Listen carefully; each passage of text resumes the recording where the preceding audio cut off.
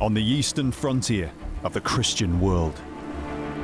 Faith, worship, and blood. A new kind of conflict, setting Muslim against Christian. A holy land, a holy war. The Knights of Jerusalem's temple, a new kind of soldier. The Templars were under discipline, like modern soldiers. Warriors for Christ. You would fight for God. God would be your Lord. They were masters of the battlefields of the Middle East. The Knights Templar were very much seen as the quintessential military order, the classic military order. Their very appearance made them icons of the Crusades. There are none more illustrious or more renowned than them. They've become part of the myth and romance of the Middle Ages. But what's the real truth? Their untold story. They would fight and gladly die in the service of their God. The Order of the Knights Templar.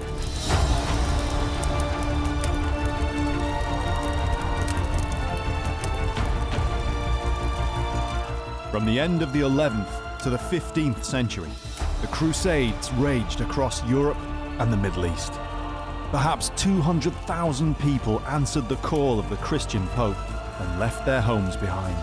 They bore the sign of the cross. They journeyed hundreds of miles to besiege the very walls of Jerusalem. And against all the odds and all military logic, they captured the holy city. For the next 2 centuries, the Crusader kingdom thrived and survived as Christians held on to the ideal that had been forged in their blood.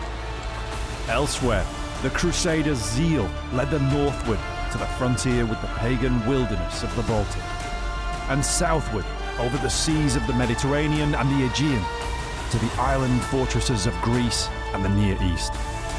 Long after the fall of Jerusalem and the rise of mighty Islamic empires, Christians dreamed of the days, for good or bad, of the holy city and the ideals of the Crusaders.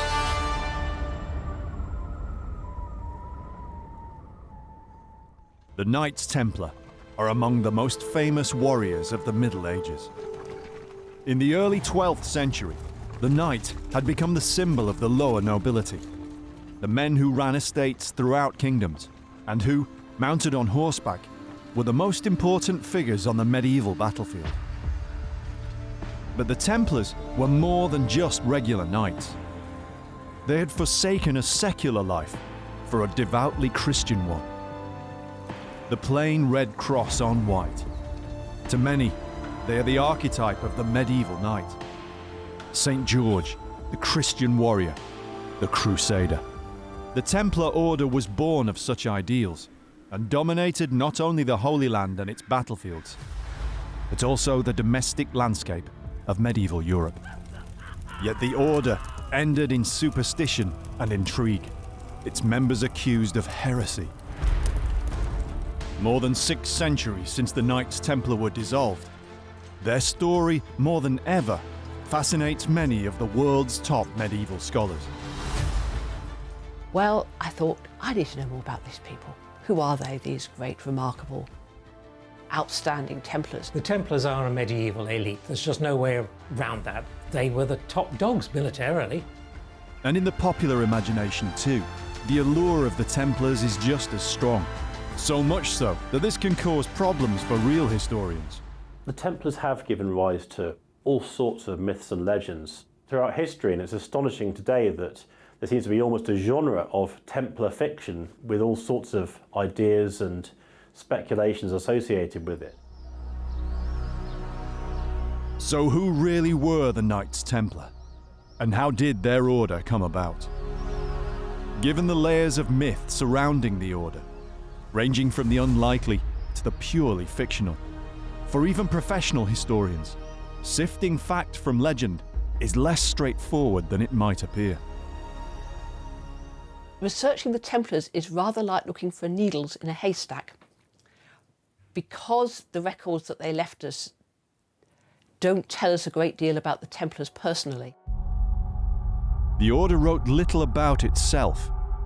Instead, what historians know about the Templars comes from how they imprinted themselves on the world around them. The only way to discover hard facts is through dedicated study of many contemporary sources, in case they mention the Templar Order, even just in passing. Dr. Helen Nicholson has spent years doing just this.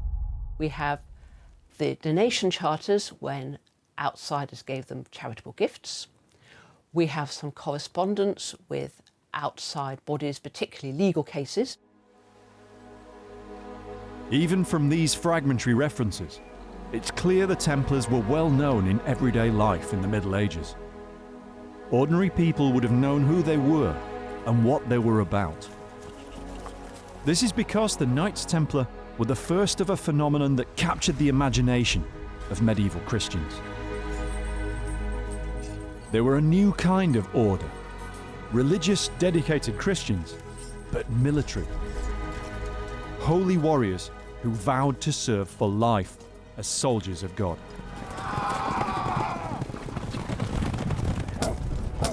To understand how the military orders came about, we have to look into the crucible from which they were formed. The Crusades. More than 300 years of conflict, destruction and misery. Warfare between European Christians and people of other religions whom they regarded as pagan. The First Crusade, from 1096 to 99, saw several armies totaling thousands of people from numerous countries across Europe embark for the Holy Land. But they were led not by any one king or general. They followed the cross. This was something entirely without precedent. There was nothing like the First Crusade. It was a one-off. It brought together a number of existing ideas. It was a pilgrimage. It was an armed pilgrimage, but it was unique in the sense of its scale, its pan-European, its pan-Western Christianity aspect. So it came as a shock to everybody at the time, and it still is a bit of a mystery to us to this day. In the mid-1090s, there'd been no one sudden outrage that provoked Western Christendom. The Christian Byzantine Empire had suffered defeats to Islamic armies in recent years. Pilgrims to Palestine had been attacked by bandits, although this was nothing new, and most of the holy places themselves had actually been in Muslim hands for many years. But somehow, when Pope Urban II called for a crusade at the Council of Clermont in 1095, it was the right time for the idea to catch. Pope Urban's preaching of the Crusade came at a quite extraordinary moment, and historians to this day cannot fully comprehend why it spread so quickly across a continent which lacked all modern forms of communication. Nevertheless, this message, this concept, this inspired fanatical idea spread like wildfire. The Holy Land was, and still is, just a narrow strip of territory in the Eastern Mediterranean. Yet it contains important places for two of the world's most widespread religions, Islam and Christianity, nowhere more so than the holy city itself, Jerusalem. For Christians, it was the place of Jesus' crucifixion and resurrection. For Muslims, it was where Muhammad ascended to heaven. Yet despite its great spiritual resonance for these and other religions, throughout history it's rarely, for long, been a peaceful place. Least of all, when the First Crusade arrived to attack these walls. In July 1099, for 4 days the Crusader army dashed itself against the defences. Then on the 5th day, they got in. Among them, it's possible, were some of the knights who a few years later would form the first military orders. The Crusader army had captured Jerusalem, or as they might have seen it, retaken it for Christianity. Their first act saw the Crusaders hunt down every last defender or occupant that they could catch, soldiers or otherwise. Many fled to the walled complex which enclosed the holiest Muslim places, the Dome of the Rock and Al-Aqsa Mosque, in the hope that the Crusaders' blood rage would abate. It didn't work, and they were slaughtered. Some, it was said, threw themselves from the dome rather than wait for the blades. The morning after the liberation, inverted commas, conquest of Jerusalem by the First Crusade, what did they do? I think a lot of them would have been completely at a loss. They had achieved what they wanted to achieve. A majority of those who actually had survived this appear to have gone home. In fact, I think that's reasonably certain. Only a small number remained. So what are they going to do? For those who stayed, there was work to do. The Kingdom of Jerusalem had to become a functioning state. They needed trade, and they needed the pilgrim business, but the borders were wide open to either Muslim raiders or common bandits. Security was a major problem. In those early days, for the new kingdom, the pilgrims, and for their own souls, few individual knights took the initiative. The idea came up amongst some of the knights who were resident, who had decided to stay, that, well, we should just get together and we can protect the pilgrims. This was a good thing to do. They would earn spiritual value for doing this. They had not died on crusade, so in a sense, they had missed out on this free passport to heaven. You've got to continue living a good Christian life as fighting men. One of the fascinating things about the Crusades is how what was originally a pilgrimage, religiously and spiritually inspired, becomes a military operation. The groups of knights will ride out accompanying pilgrims who've come the long way from the west and need to get to important sites, and to protect against just bandit attacks. Pretty soon, the knights were indispensable. They patrolled the frontiers and kept the pilgrim routes open. It was from one of these groups that the Knights Templar, the first of the military orders, grew. But we don't know exactly when.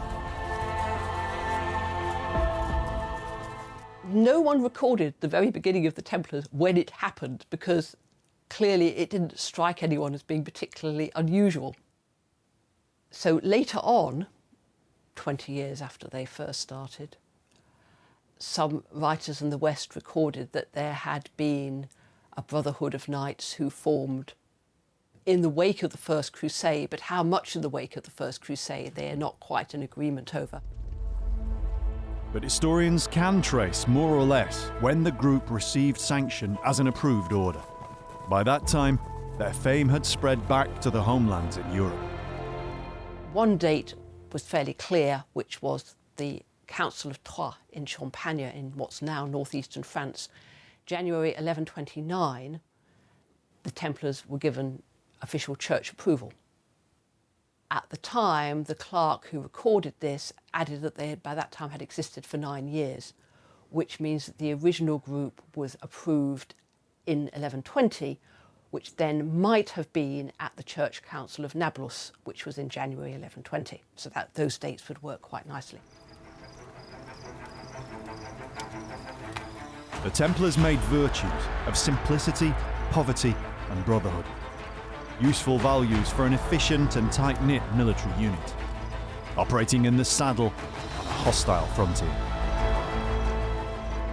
Very quickly, the Templars attracted attention in the Kingdom of Jerusalem. Soon they'd risen to such prominence that they were granted a prestige headquarters in the spiritual heart of the Holy Land. Originally, they were the poor knights of Christ in Jerusalem, but King Baldwin II gave them one of his palaces. The palace in question was the Al-Aqsa Mosque. By Jerusalem's southwest wall, the Al-Aqsa Mosque was ideally placed for cavalry to move out in force when they were needed. It was around this time that the order got its famous name. even though historians can't now be completely sure how it happened. The name Templars is, in its origins at least, probably just a nickname. One of the seals of the order has survived, and it shows the dome of what might be described as a temple. It was clearly important to them symbolically. The Crusaders, when they first arrived in Jerusalem, had been trying to identify every site with somewhere that they knew from the Old Testament or the New Testament, and the magnificent Dome of the Rock, in their eyes, was clearly the Lord's temple, as in the New Testament. Of course, it isn't. But which temple was it? The smaller, former Muslim mosque, the Asker, where they were quartered? Or was it the famous Christian church of the Holy Sepulchre, supposed shrine to Christ's tomb? When people in the West thought about Jerusalem, they thought primarily about the Church of the Holy Sepulchre. And then next door, there is this other building with a dome, and then there is the Church of the Holy Sepulchre with a dome.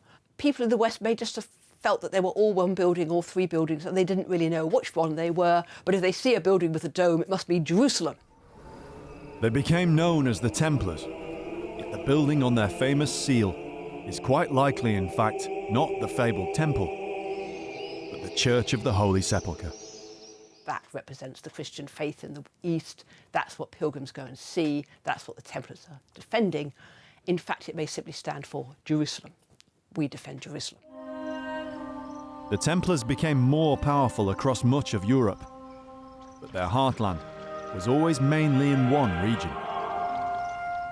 The first Templars were based in what's now northeastern France and the Low Countries. That's where its earliest members come from, for the most part. There's at least one that comes from the south of France, but a French order generally. Little is known about the individuals who were the early Templars. We don't know the names of all of the first members. We just know that there's 9 of them. Presumably they also had servants, squires, assistants. People joined from varied backgrounds, for varied reasons, many of which had become viable because of the new Crusader ideal. Some of them, at least according to Abbot Bernard of Clairvaux, were people who had committed crimes in the West and who had gone to the East as penance. So he wrote that the West is glad to get rid of them and the East welcomes them because they wanted their military skills. Recruits flocked to the Templar banner, but in the early days, the order could afford to be choosy. It was quite a process to join, to be allowed in. You had to have no debts, no obligations on this earth or indeed anywhere else. Also family considerations. You were not really allowed to just ditch your responsibilities and go off for a soldier. That was not how it worked. It was a deep commitment by people who were in a position to make that commitment. Whatever their reason for joining, once accepted in, all Templar recruits, regardless of background, had to swear a solemn vow. This was a religious military order, but did this make them monastic? There's been a great deal of debate over how the Templars should be characterised. Were they simply warrior monks, can we say that? In a sense, that's a rather awkward way of defining them. It's safer, though a little less punchy, to describe them as professed religious. In other words, they had taken a monastic vow, poverty, chastity and obedience, and so therefore they were rather like monks. But unlike monks, they weren't located solely in a monastery. Their role took them all over the place, and so their role was rather different in some respects. Nor did their vows make Templars churchmen. They were subject to no such restrictions. They're laymen, they're not priests. And this is what's revolutionary about the Templars, that they take the 3 monastic vows, but unlike monks, it's not a priestly order, so they can shed blood. Christians were supposed to turn the other cheek, even to love their enemy. How then could war be justified in any way? If you can be a Christian knight, you've solved the problem. You would fight for God. You would become a knight of God, leading you into battle. You were in his service. You did terrible things, killing and maiming and all the rest of it, but you were morally justified in doing it, and if you were killed or even died of disease in this process, you again had this free pass to heaven. This was a dedicated life, one for true believers. Many of them must have been pious men because there was a very strong chance they were going to be killed in the East, fighting for Christendom. But the Templars never promoted individuals as saints. So if you wanted individual honour and glory, you wouldn't join the Templars. Members had to be prepared to give themselves wholly to the order. Unlike many medieval knights who have a reputation for charging off after plunder or glory, the Knights Templar have voluntarily sacrificed those kinds of ambitions, and they did so when they joined the order. They accepted that they would not be trying to acquire wealth for their own right, and glory belongs to the order and indeed to God from their perspective rather than to them individually. So that gives them incredible unit discipline. They're very controlled, and that makes them extremely valuable and powerful weapons on the battlefield. By the mid-1100s, the Knights Templar had grown beyond their humble origins. They'd become a vital component of the military infrastructure of the Kingdom of Jerusalem. The remarkably rapid expansion of the Templar movement is, I think, very, very simple to explain. It's the fact is they set out to do a job, and they did. They did provide security. They were extraordinarily successful as a military unit. The most important posting for a Templar fighter was the Holy Land. If you're young and fit, you may be sent off to actually fight in the Middle East. If you're middle-aged, but you had experience running your own estates, you might be sent off to look after one of the Templars' estates. People at the end of their lives too declared themselves for the order, including some of the leading knights of countries like France and England. Sir William Marshal was one of the most celebrated fighting knights of the Middle Ages. Most famously William Marshal, who'd been servant of Henry II, Richard the Lionheart and John, and then as an old man on his deathbed joins the Templars, as he said he'd promised to do years before when he was in the Holy Land. So we have a mixture of members. Of course, not all of them were warriors, because after the 1130s, non-warriors could also be full members. So they take craftspeople, anybody who can assist the order in any way. We want you and your money. From the Holy Land to Scotland, castles and churches were donated to the Templars. One of the acquisitions most valuable to them, though, was land. Agriculture was incredibly important to the order. In Essex, in southeast England, lay some of the most valuable arable land in medieval Europe. The Templars were granted land here, and monuments to what they achieved can still be seen today.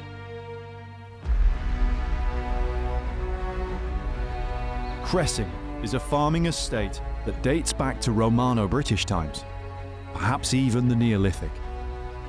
In medieval times, it was gifted to the Knights Templar in 1136 by Matilda of Boulogne, wife of the English King Stephen.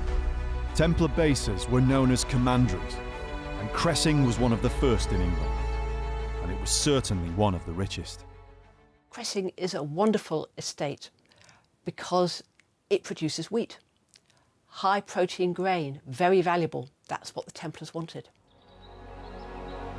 Evidence of the prestige and wealth of the Templar complex here are the two great barns. They're among the earliest known timber frame buildings known anywhere. The quite sudden and really rather dramatic expansion of the power, the wealth, the influence of the Templars is seen in buildings like this. After all, agriculture is central to the entire economic system, and it is fundamental to the wealth of all of the military orders. The buildings had to be of such size to be able to store the vast harvests from Templar lands for miles around. Structures like the Cressing barns would have been some of the most impressive in the medieval landscape. Each one is almost 40 metres long and 15 metres wide, and as spacious inside as a small cathedral. The giant timber frames were made from hundreds of trees, and they supported roofs covered with tens of thousands of terracotta tiles. You would have had the local churches would be of stone, almost invariably. The castle of the local lord would be both strong and impressive. And the other man-made features of the landscape would be buildings like this, which you could say are almost like temples of agriculture. The fact that they are so magnificent would have expressed the wealth and power of whoever owned it, and in this case, the military orders. That Cressing's barns have survived is due to a remarkable archaeological rescue story. The buildings might have been amended or routinely repaired since medieval times, yet they'd stood in situ for more than 500 years and survived 2 world wars, until in 1987, the elements unleashed a fury.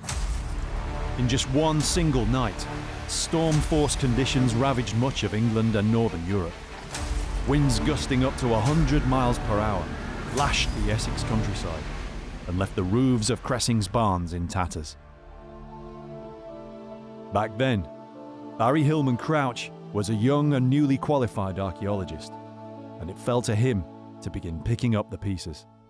We're standing in the Barley Barn, which is the oldest timber frame building in the world, dated to about 1205.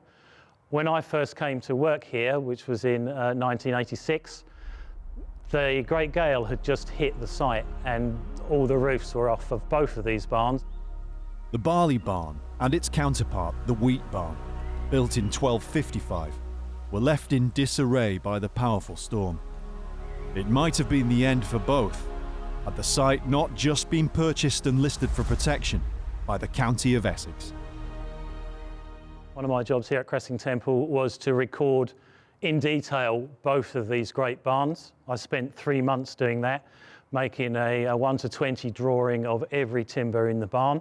I remember that there was 35 drawings for each building, and I would have produced a section through each truss, a section through the main section of the building in all directions, and then I marked in every single feature, so every nail, every knot hole, every iron tie, every pit prop mark that is in the building in order to be able to interpret it. And I also marked up what was modern repair and what was obvious replacements. By the end of the 12th century, the Templars had commanderies in the finest agricultural lands and the richest cities across Europe. By now, they and the other military orders were vital to the security of the Christian Holy Land. Their forces were highly respected by contemporary observers, even their Muslim enemies. The military orders, including the Knights Templars, they very rarely supplied armies in their own right. They were normally a contingent within the Kingdom of Jerusalem's main army, or indeed the other armies of the Crusader states. In those armies, they supplied a range of troops, but they were most famous for their brother knights, the heavy cavalry squadrons. And certainly these were extremely disciplined, extremely effective, and indeed they were held up by many commentators as being the role models for elite cavalrymen across the Near East.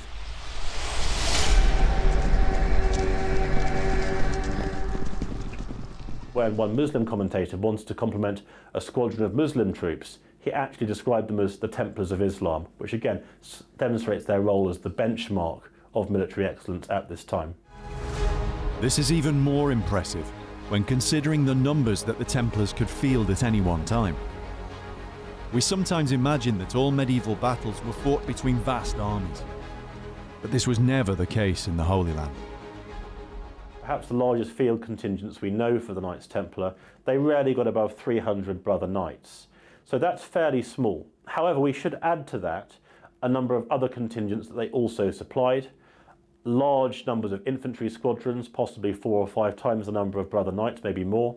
Even so, the Knights Templars' great strength is not in their numbers, it's in their combat experience and their military knowledge of the region, and their ability to feed that back to other commanders and therefore enable other commanders to be a great deal more effective on the battlefield.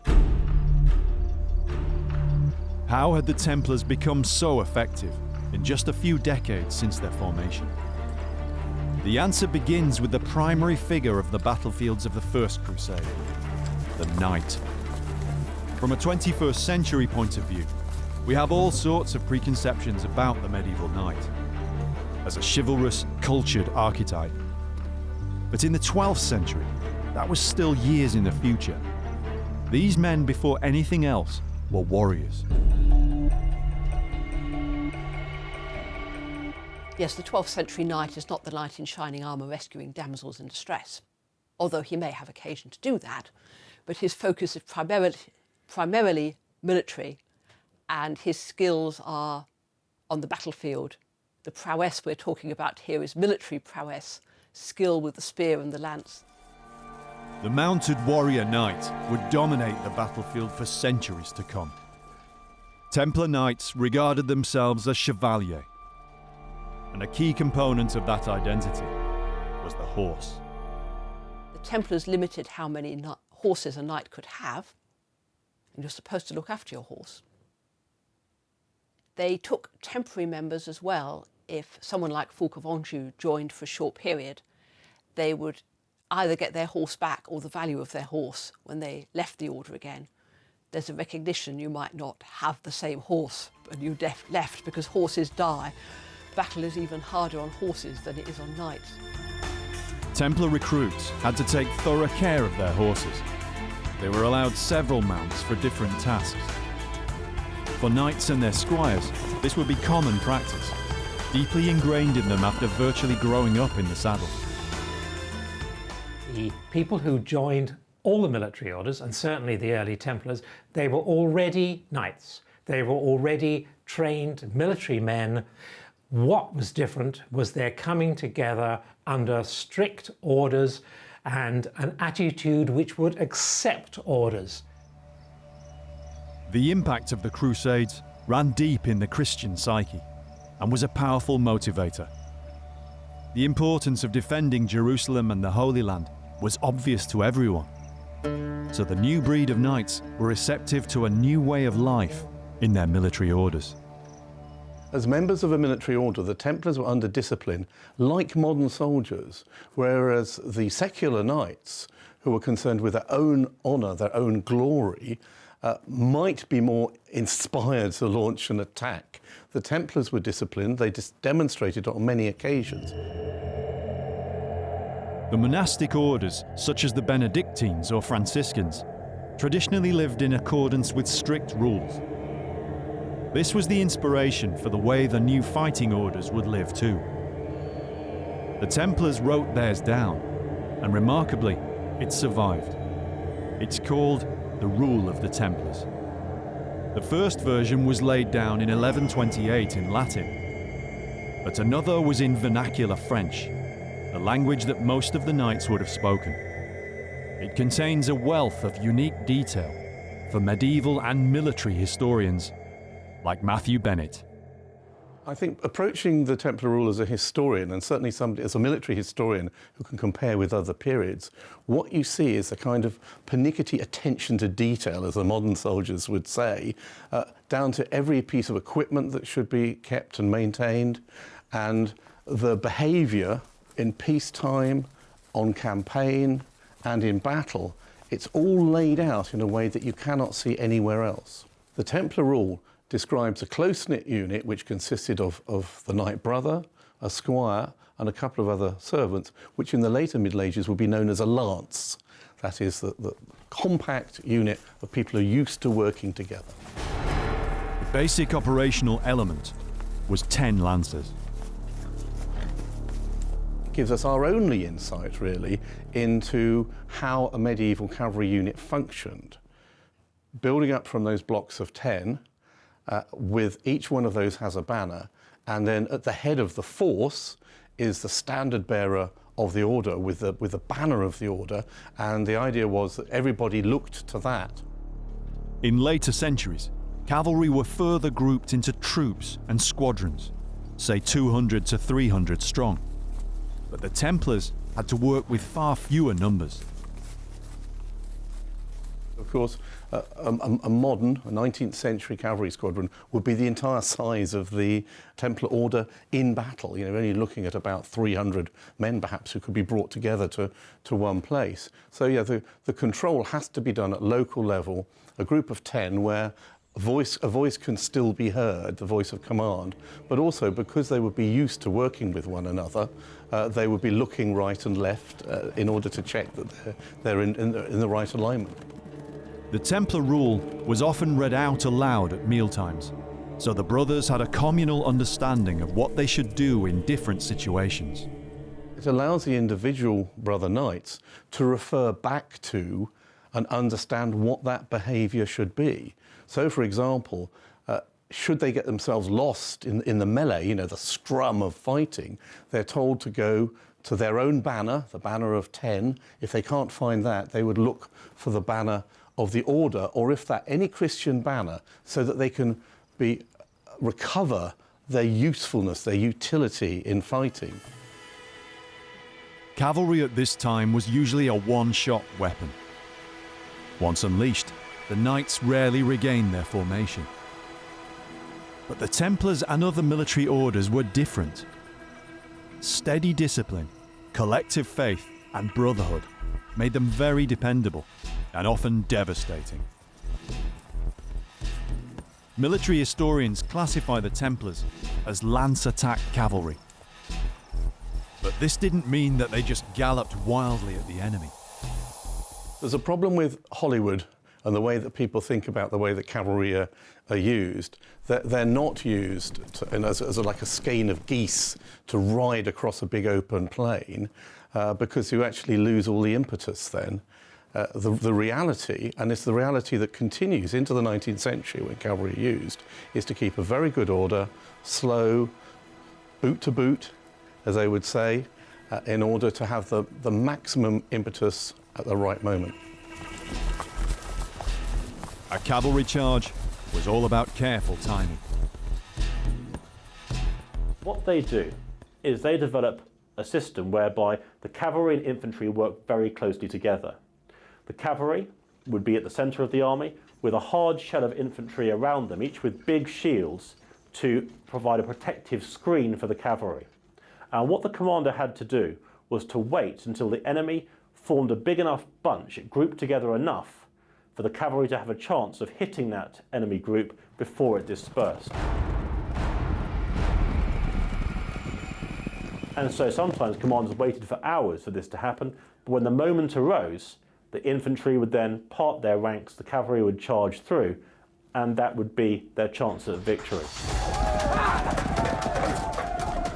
Or lance, which is just a big spear. It's locked, couched, embedded under your arm. You are one of the infantrymen in a Muslim army, with these guys charging at you in a cloud of dust, shouting Deus Vult, close-packed, lances pointing straight at you. It must have been absolutely terrifying.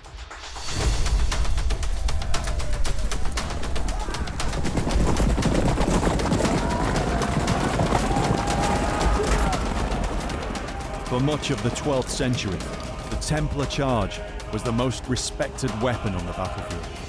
But by 1187, even this couldn't stem the rising tide of Salah ad-Din's Muslim reconquest of the Holy Land. To the military orders, this must have seemed unthinkable. But they stuck to their training and faith. Surely that would see them win the day, unless God had deserted them. It's a matter of confidence teetering into overconfidence and the reasons for that. In the final months of the Kingdom of Jerusalem, 2 desperate Templar cavalry attacks ended in catastrophe for the order. One of the most important charges was a disaster, a bit like the charge of the Light Brigade at the Battle of the Springs of Cresson, when the Templar commander acted very rashly. In his defence, it can be said that according to later manuals, including the manual that my old professor was trained by, it does state very clearly that cavalry should take any opportunity attack if they think they have the initiative So he might have been attempting to do that. But unfortunately, it's described in the Chronicles as a very rash attempt to attack a much larger body of Muslim enemy, and in fact they were overwhelmed. And certainly at the Battle of Hattin, it was the Templar master who famously counselled Guy of Lusignan to advance on the town of Tiberias, which played its role in bringing about the ultimate defeat of the Kingdom of Jerusalem in 1187. The Crusaders never again regained Jerusalem. The order fought on until just over 100 years later, the rest of the Holy Land finally fell to the Muslims, with the capture of Acre in 1291. In Templar chapels across Europe, whether they were masters, knights, sergeants or squires, all of the fallen were commemorated. Everybody was remembered in afternoon prayers for the dead, and everybody got the same treatment when they died. Their body was laid out and their soul was prayed for so many days, so that there were no favourites in the order. In the early 14th century, the Templar order was accused of heresy, and many of its brothers arrested. The charges were almost certainly false, likely fabricated by the French monarchy. Overall, fewer brothers than it's commonly thought were actually executed. But in France, more than 30 died under torture and dozens were burned alive with their master, Jacques de Molay. In England, as in many other countries, Templar lands and estates were given to other orders. The prestigious Templar commandery at Cressing in Essex passed into the hands of the Hospitallers. When Cressing was excavated, a forgotten part of the medieval estate was rediscovered.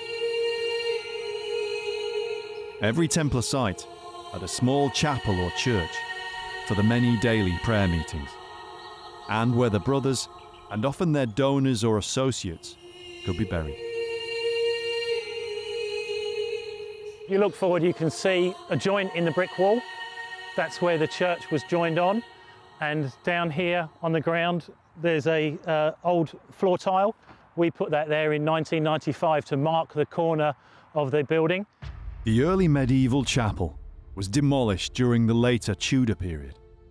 The archaeologists had no clue that they would find what were the earliest Templar burials still here, just underground. As we walk along the chapel and look down, there's 3 rows of 5 graves, starting with the Templars coming up to the Tudors. And just here, there were the 7 most important graves, which would have been in front of the altar.